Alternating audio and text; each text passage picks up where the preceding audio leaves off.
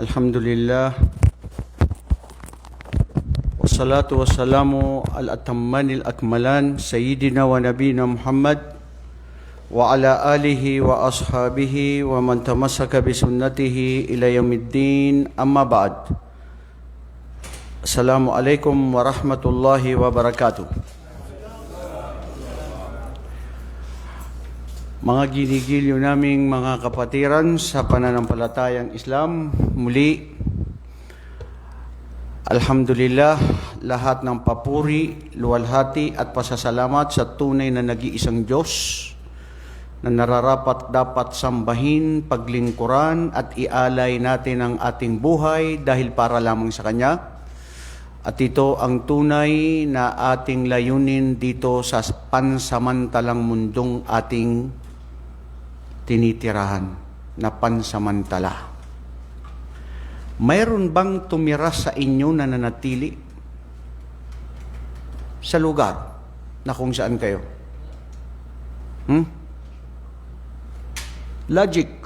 Logically bro, di ba? Tumira kami dati sa Marawi, Lumisan at tumira sa Quiapo. Tumira sa Taguig, palipat-lipat. Anong ibig sabihin nun? Walang permanente. Bago natin ito kunin, mga kapatid, meron maganda yung katanungan ng ating kapatid doon na bagong pasok sa Islam. Sabi niya, Sir, bakit ba sa Islam, ito kasi yung topic kanina ni Ustad Ali Janaban, sabi niya, Sheikh, ano po yung, bakit pag namatay ang tao, sa inyo o sa atin sa Islam, kasi Muslim na po ako ngayon, bakit hindi siya binabalsa mo yung Muslim? Pangalawang tanong, bakit nakaputi na yun lang ang i-cover sa kanya pag siya ay namatay? Hindi siya papasuotin ng Amerikano o barong Tagalog na pupunitin sa likod. Tapos sa harap lang ang makikita mong maganda, may kabaong na maganda na ang laki ng presyo na inutang pa. Ang kaluluwa ko ay umalis na at pansamantala na ako ay doon titira sa barzak. Ang barzak, mga kapatid, ay pagitan ng buhay sa mundo at buhay sa araw ng paghukom na buhay na walang hanggan. Pansamantala din yun yung buhay natin sa libingan. May kabuhayan doon. Ang sino mang namatay na naniniwala sa kaisahan ng Allah, na walang Diyos na nararapat sambahin, na tinanggap na walang pagdududa ng kanyang puso't isipan, namatay siya sa tauhid, siya ay kasama sa mga taong ipinagpala at bibigyan ng Allah ng habag para tanggapin sa paraiso. Ganun kahalaga ang pagsaksi ninyo na nagsabi kayo na ashhadu an la ilaha illallah. Pangalawa, kapatid, hindi binabalsa mo ang Muslim na namatay. Natatanggalin mo ang mga lamang loob para paglamayan ng ilang araw, ilang linggo, para lang doon sa pumupunta ng mga kamag-anak. Wala ka nang may tutulong sa patay, bro. Ang tanging may tutulong mo lamang sa kanya ay ibigay ang karapatan niya na ilibing sa lupa.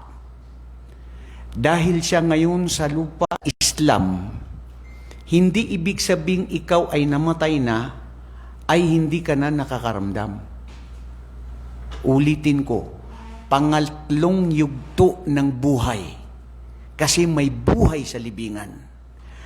Ang buhay natin, sabi ng mga pantas, ay 4 na pamumuhay.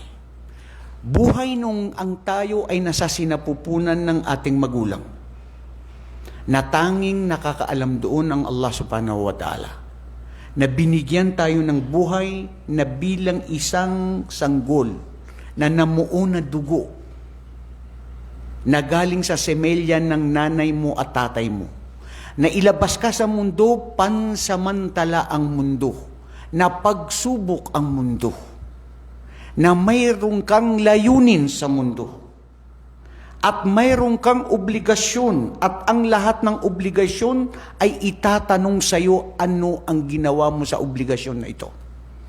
At ito ang pagsamba sa tunay na nag-iisang Diyos.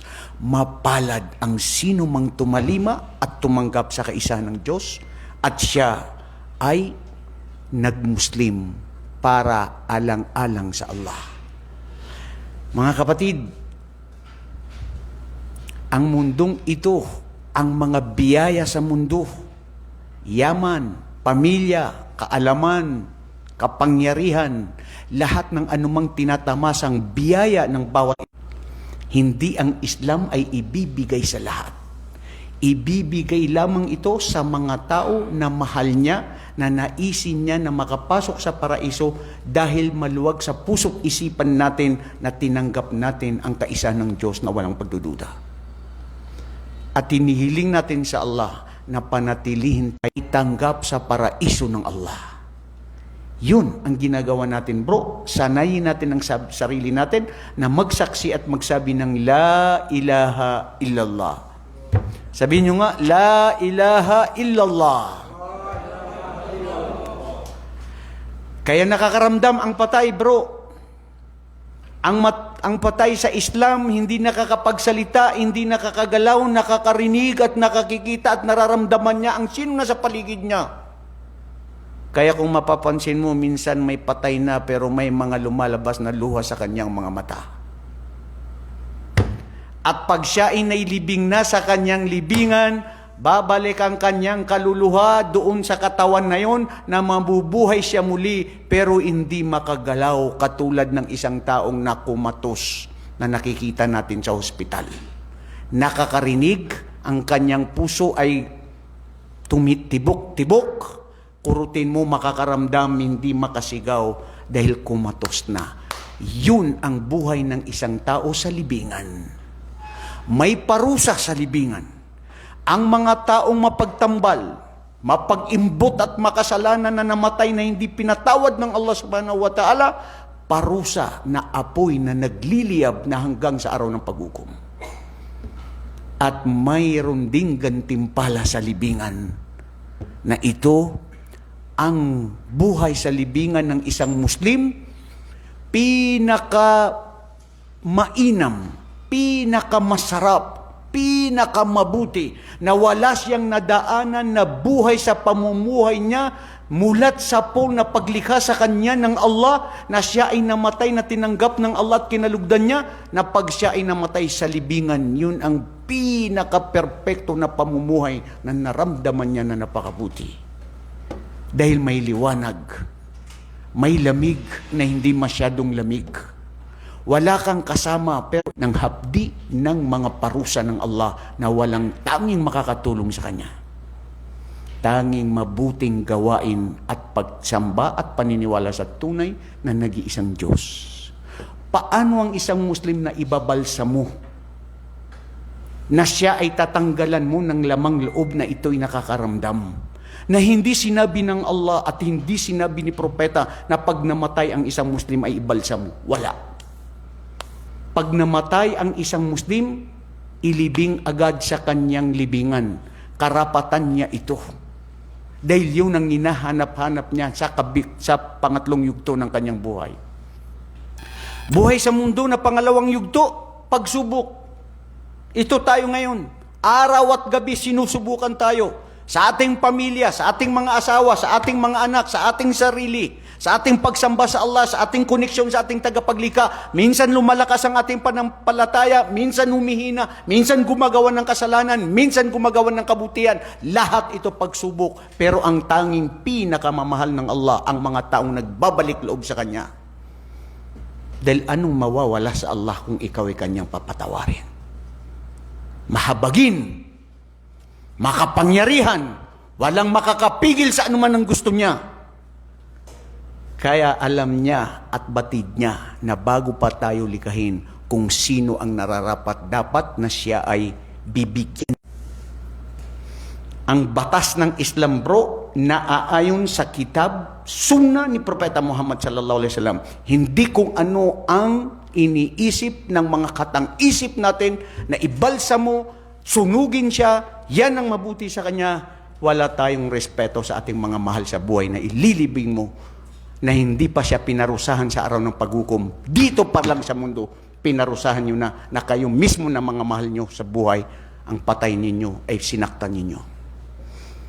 Alhamdulillah bro, sa gabay sa iyo ng Allah.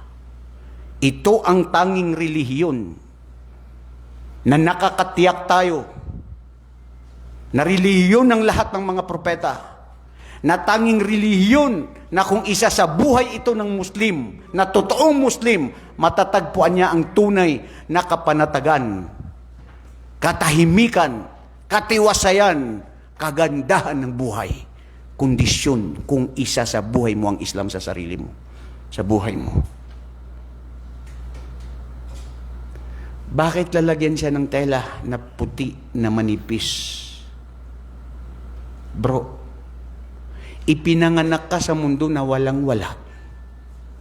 Ipinanganak ka na saplot. Ipinanganak ka na wala kang pera. Wala kang dala. Babalik ka rin na walang-wala. Ano pa ang dapat mong ibigay sa iyo doon, sa libingan? Tanging mabuting gawain ang makakatulong sa iyo at habag at awan ng Allah dahil ikaw ay kabilang sa taong naniwala sa Kanya at sumunod sa Kanyang mga kautusan. Alhamdulillahilladzi hadana lil Islam. Mga kapatid, wallahi ulitin ko, sumusumpa ako sa tunay na nag-iisang Diyos. Magpasalamat tayo sa Allah at hilingin natin sa Kanya na panatilihin tayo sa relihiyong ito. Dahil maaari may magbabago sa atin. Dahil hindi natin panghawakan ang ating puso. Nagbabago ito. Kung sino ang papanatilihin ng Allah dahil sa habag at awan niya na nakikita rin sa atin kung ikaw ay sincere sa iyong gawain. At hindi pakitang tao. At hindi pagkukunwari na totoo ka sa iyong pananampalataya. لِأَنَّ الْمُنَافِقِينَ فِي دَرْكِ الْأَسْفَلِ مِنَ النَّارِ.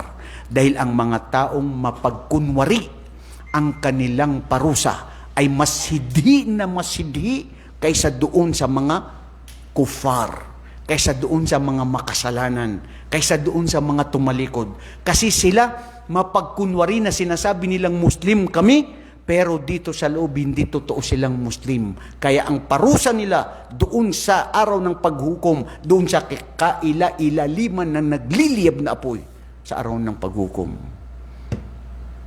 Ilayo nawa tayo ng Allah sa mga tao mapagkunwari. At hindi tayo maging mapagkunwari.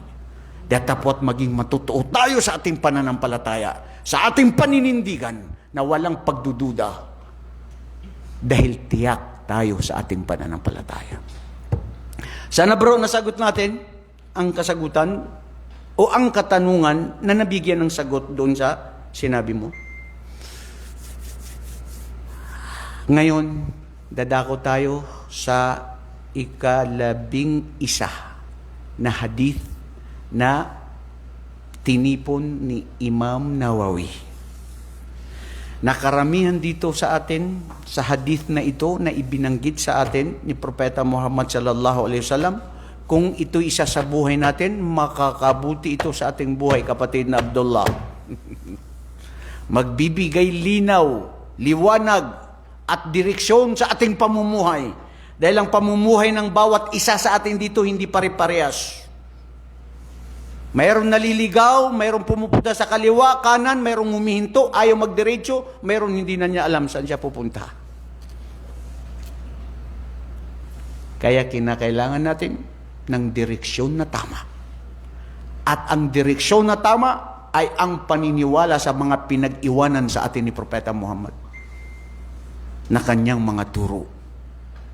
Ang sino mang tatanggap sa kanyang yapak. Al-Hadith, Al-Hadi Ashar, ika-11 hadith ni Propeta Muhammad sallallahu alaihi wasallam na tinipon ni Imam Nawawi, haythu anna Abi Muhammad ibn al-Hasan bin Ali bin Ali Talib radhiyallahu anhu haythu annahu qala hafidtu min Rasulillahi sallallahu alaihi wasallam yaqul da' ma yaribuk ila ma la yaribuk. Rawahu Tirmidhi wa Nasa'i wa hada hadithun sahihu hasan. Mga kapatid, napakasimpleng hadith lang ito, kapatid na Ibrahim. Khalid, napakaikli. Kung may memorize mo lang, da' ma yaribuk.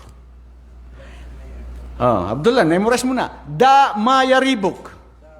Da' ma yaribuk ila ma la yaribuk. Ano ba yan? Noon siya imong giingon, Ustad, kawaman ko nakasabutan na siya. Hulat lang dong, hulat lang bay. Kani siya, kaya atong explain ba? Sabi ika ni Hasan na apo ni Propeta Muhammad sallallahu alaihi wasallam, wa huwa sibtun nabiy sallallahu alaihi wasallam, lianna sibt ma'nahu fil lughati al-arabiyya ay apo na anak ng babae. Tama ba yun? Hindi ako nalito. Ulitin ko, sana nagkakaintindihan tayo. Ito yun. Ang sinasabing sibt ay apo sa anak mong babae. Nakuha? Hindi apo sa tuhod o apo sa ano. Ibig sabihin, apo mo siya dahil siya ay anak ng anak mong babae. Tawag doon sibt. Dahil magkaiba ang apo mo na anak siya ng anak mong lalaki. Sa Arabic, I am talking in Arabic, dahil ang apo mo sa anak mong lalaki ay ang tawag sa kanya'y hafid. Anong hafid? Apo na lalaki. Sa apo mo, doon sa anak mong lalaki. So magkaiba yung hafid doon sa sibt. Nakuha ninyo? Dahil si Hasan ay anak ito ni Fatima, na si Fatima na anak na babae ni Propeta Muhammad. Kaya tawag sa kanya sibt. Nakuha ninyo? Nagkakaliwanagan? Ang Luzon, Visayas at Mindanao. Bro, nakuha mo ba? O sige. We go further. Si Hasan, dalawa ang apo ni Propeta Muhammad kay Fatima. Si Hasan at saka si Hussein. Si Hasan, nabanggit ni Propeta Muhammad sallallahu alaihi wasallam na siya yung malaking na i-contribute sa Islam. Lianna yaqulu sallallahu alaihi wasallam, hada ibni hada wa hada hafidhi hada sayyidun yuslihu Allahu bayna fi'atayn minan nas. Siya ang apo ko, siya ang batang ito, ang siyang magiging magtatagumpay na magiiwan ng magiimbag ng napakalaking kontribusyon dahil siya ang mag-aayos sa alitan ng dalawang partido ng mga kamusliman na nagkagulo noon sa kapanahunan ng pagkatapos ng namatay si Propeta Muhammad dahil sa pamamagitan ni Hasan. Nakuha? Bakit? Anong nangyari? Ang sabi ng mga taga Sham at sabi sa mga ibang lugar dito sa may Yaman at dito sa may Ehipto at dito sa may itong sinasabing Sham na Liban, tanazal. Ano ibig sabihin ng tanazal? Sabi niya, kung ito pala ang mangyayari na may buboto sa akin na ako ang gusto nilang leader pagkatapos ng aking ama at yung pinsan na ito na si Muawiyah na dapat pala ay siya, yan ang gusto ng mga taga-Kufa. So sige, papayag na lang ako na ako ay aalis at siya ang magiging leader. Anong tawag din sa Tagalog? Yung nag-withdraw ka at siya ang ginawa mo? Nagpaubaya. Ipinaupaubaya ko ang aking kapangyarihan. Ibig sabihin, yung nag-withdraw ka, nag-resign. Mag-resign na kayo kung kalam ninyo na kayo na wala kayong karapatan dyan para mamuno. Mahiya kayo. Nag-withdraw, yun nga. Nag-withdraw siya dahil ang gusto niya ay yung sino yung mas may karapatan. So, anong nangyari? namuno si Muawiyah. After 10 years, namatay si Muawiyah, pumalit ito muli si Hasan. Kaya siya yung naging ikalima na leader ng successor ng Islam pagkatapos nung namayapa si Propeta Muhammad sallallahu alaihi wasallam, at doon siya ang gumawa sa pamamagitan na naareglo niya ang alitan ng mga malaking partido ng mga kamusliman, at yun ang propesiya ni Propeta Muhammad nung nasabi niya na itong batang ito ang siyang mag-aareglo, magtatapos sa alitan ng malaking grupo ng mga kamusliman. Propesiya ni Propeta Muhammad. Hindi ka magkakaroon ng pangamba o hindi ka magkakaroon ng pagdududa. Ayusin mo ang utak mo, ayusin mo ang sarili mo. Huwag kang manatili na mag-isip ng masama sa kapwa. Huwag kang manatili na maririnig mo, dahil karamihan sa atin ay ganun na lamang tayo. Ano? Hindi bro Marites tawag doon. Nag-iisip ng maling mga pangitain sa kapwa-tao o mismo sa sarili natin. Mga kapatid, ang hadith na ito ay tumutukoy ito sa pamumuhay natin, sa pagsamba sa Allah, sa ating negosasyon, sa ating pamumuhay, sa ating pag-aaral, sa ating pag-aasawa, sa ating pag-hajj, sa lahat ng aspeto ng buhay natin, na anumang bagay na nagbibigay sa iyo ng mga pag-aalinlangan na hindi ka tiyak, iwasan ito. Pumunta ka doon sa kung ano yung tiyak na malapit ang puso mo, na tama na ginagawa mo ayon sa Quran at Sunnah. Magtawakal ka sa Allah, manalig ka sa Allah, ipasaalam mo ang buhay mo, at huwag kang manatili na nag-iisip ng masama at nag-iiwan sa mga bagay na kahapon o lumipas, dahil ang lumipas at kahapon hindi na yan babalik. Mayroon bang bumalik na kahapon? Maski bumalik yung kahapon, hindi na siya katulad ng kahapon. Walaysa kamithil ams mithlul yawm. Yun ang sabi ng mga Arabo. Hindi kailanman ang parehas ang kahapon ay parehas sila ngayong araw. Iba pa rin yun. Magkakaiba yun. Tama, Khalid? Okay. So ang hadith na ito, mga kapatid, anong aral? Kung sasabihin ko sa'yo, ano pangalan mo, bro? Justin. Hey Justin, listen to me bro. Iwasan mo yan. Huwag kang manatili na mag-isip ng nag-aalinlangan ka, hindi ka tiyak, ginugulo mo lang sarili mo eh. Punta ka dun sa ano yung alam mo na tiyak na mabuti, na makakabuti sa iyo. At manalig ka sa Allah. Alam mo, ginawan mo ng paraan. Dahil mga kapatid, ang pag-iisip ng masama at guguluhin ka lang yan ay sa pamamagitan ni Satanas, na nililigaw ka niya at nagtataswish sa'yo o nagbubulong sa'yo ng mga bagay na walang katuturan, na walang katotohanan, bagkus lahat ito ay pagdududa, bagkus lahat ito ay panlilinlang sa'yo, pag-iisip ng masama sa'yo. Kaya utruku hada, iwasan nyo yan o mga kamusliman. Sabi ni Propeta Muhammad sallallahu alaihi wasallam, manalig kayo sa Allah. Mga pantas, kung ikaw ay tiyak na nakapag-ablution, pumasok sa'yo na pagdududa na hindi ka na mag-ablution, lumapit ka dun sa alam mo yung tiyak ka na malapit dun ang puso mo. Sabi mo, mayroon akong ablution. Allahu Akbar. Magdasal ka na. Iwasan mo na yun. Isipan na nakaraan na yun, hindi na yun may babalik, mananatili ka ganun lagi, bro. At yun na lang ang mangyayari sa'yo pag hindi mo binago ang buhay mo at sa sarili mo.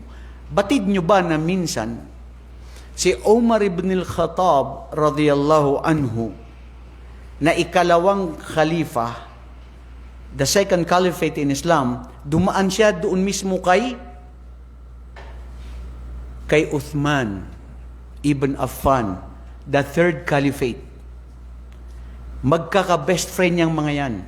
Sila yung mga matalik na kaibigan ni Propeta Muhammad.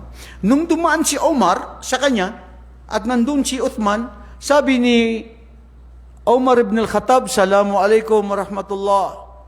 Hindi napansin ni Uthman na wala siyang narinig at wala siyang nakita. Pero ang akala ni Omar, nakatingin sa kanya at narinig niya pero hindi niya sinagot. parang kumbaga sa atin ngayon na giisnab niya ko bay. Unsa to? Wa mo ko'y sala. Ampot sa imong kinabuhi. Umalis siya, tapos ang time na yun, siya ang caliphate, kung sino yung leader ng mga Muslim, si Abu Bakar. Namatay na kasi si Propeta sallallahu alaihi wasallam. Sabi ni Omar, "Oh Abu Bakar, si Uthman hindi niya ako pinansin. Nagsalam ako sa kanya." Sabi ni Abu Bakar, "Totoo yan?" Kasi sa Islam bro, pag nagsalam ka, "Assalamualaikum," dapat sumagot ka. Dahil pagbabayaran niya sa anong nangyari? Bakit ito? So ganun yung mga bumubulong sa isip natin, yung pagiging judgmental na negative natin, na lagi tayong nag-iisip ng masama sa kapwa-tao. Lahat tayo ay nagiging biktima niyan bro. Dahil si Satanas na sabi niya, "O Abu Bakar Siddiq, sa oras na kasi na yun, nag-iisip ako na nagmumuni-muni. Naisip ko, sana naabutan ko man lang na naitanong ko kay Propeta Muhammad." Hindi yan. Alam mo ba ang dahilan kung bakit alam ko na hindi ko tinanggap ang anak mo na si Hafsa? Dahil alam ko na ito ay pangangasawain ni Propeta Muhammad. Paano ko agawin ang isang pangangasawain ng propeta na isang dihamak na katulad ko? Pagdaloy ng ating dugo sa ating katawan.